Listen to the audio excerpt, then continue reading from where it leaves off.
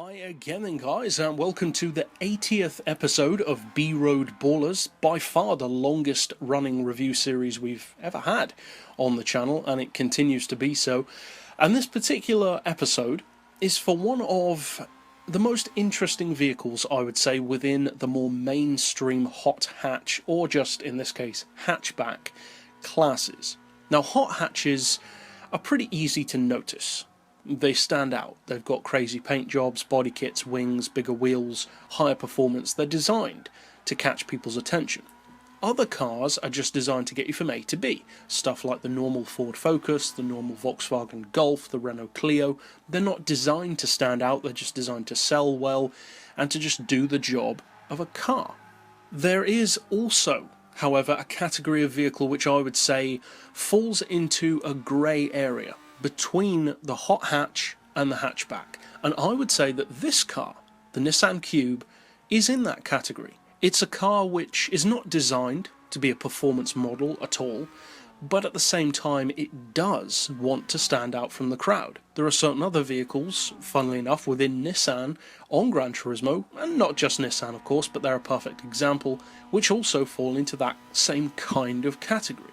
I would say that the Nissan Pao, or however you pronounce it, I don't really care, but I think that car also falls into that category. It's a vehicle which isn't designed to be overly quick, but it is designed to stand out, very much so, from the crowd. Now, this particular vehicle has a very interesting visual design. It's asymmetrical, with the wraparound style rear window in particular, and I'm a huge fan of that. I know that some people don't like asymmetrical design.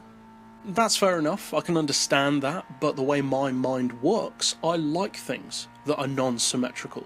Not just on cars, but in life in general. I like things that don't match up on both sides necessarily, and this car is a perfect example of that. The windows are different on one side of the car to on the other side. I like that. Another perfect example is the Hyundai Veloster. That has two doors on one side and one door on the other. That's about as asymmetrical as you can get, even more so than this car. I love that. And to me, it's not just a gimmick. I know a lot of people would say, oh, it's just a gimmick to sell more cars or to catch attention. Well, kind of. An argument can be made that that is the point, but I still don't consider it to be a gimmick. It's just an alternative style, and if that happens to appeal to you, then good. For me personally, it does. I love the design of the Nissan Cube. I think it's a fantastic looking little car, and the fact that it is popular is attested to not just by me liking it, of course, but by the fact that even its used prices, for a car which is not new anymore, still maintain pretty good numbers. These are not cheap used. They still cost a fair bit considering their age and considering the price of many of their rivals. They do keep that value. It's kind of like a modern cult classic to some degree, and I'm happy to see that.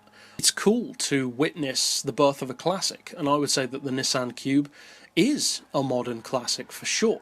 Now the question is though, is it just a visual trip, or does it actually have performance to make it usable beyond just a nice car? Because there are some cars on Gran Turismo which are great to use in real life, but on the game you just can't really experience any of the advantages or interesting points that they have. I would say that the Tesla Model S is a perfect example of that. In real life, I'm a huge Tesla fan, and their cars are fantastic. They have so many things beyond just performance that make them so good. The 7-seat layout, the interior design in general, all that kind of thing which you just can't experience on the game. With this car, is that the same? Is it more a car which is fun and funky in real life, but just doesn't get used on Gran Turismo? Well, consider what you get. First of all, there's the price. This car is dirt cheap. Strangely cheap, in fact. Only 14,000 credits is, I would say, probably too cheap, given how stylish and unique this car is. There are plenty of other hatchbacks, both newer and older than this, which have similar numbers, but that cost a lot more than that. Stuff like Minis, for instance, which aren't necessarily better than this in the broad scheme of things, but cost a lot more. Why that's the case? Well, I don't know. But the fact that Gran Turismo has a partnership with Nissan is probably something to do with the fact that this is more affordable. But, that being said, it's not a bad thing. 14 grand is a very good start. It means that you don't really need to save up that much to buy one. What though if you do? Well, you get a 1.4 litre turbo engine, it's front wheel drive, or at least this particular version is. In real life there is also an all-wheel drive version which has, if I remember correctly, a combination of electric motor as well that kicks in, which is, again, is interesting. It's pretty unique for its age.